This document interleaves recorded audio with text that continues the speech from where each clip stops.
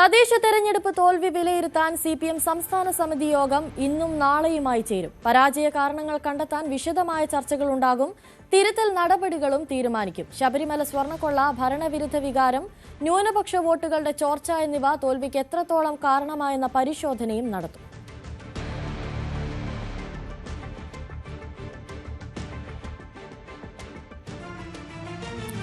ഇടതുമുന്നണിയുടെ അടിയന്തര യോഗം ഇന്ന് ചേരും. കേന്ദ്ര സർക്കാരിനെതിരായ പ്രക്ഷോഭ പരിപാടികൾ ചർച്ച ചെയ്യാനാണ് യോഗം.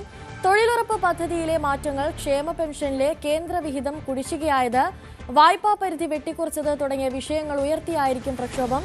തെറ്റുതിരുത്തൽ നടപടിയുടെ ഭാഗമായി കൂടിയാണ് പ്രക്ഷോഭ പരിപാടികൾ ഉണ്ടാവുക. ഇന്നാണ് യോഗം ചേരുന്നത്. എന്തൊക്കെയാകും യോഗത്തിൽ കൂടുതലായി ചർച്ചയാവുക എന്ന കാര്യങ്ങളൊക്കെ നമുക്ക് അറിയേണ്ടതുണ്ട്.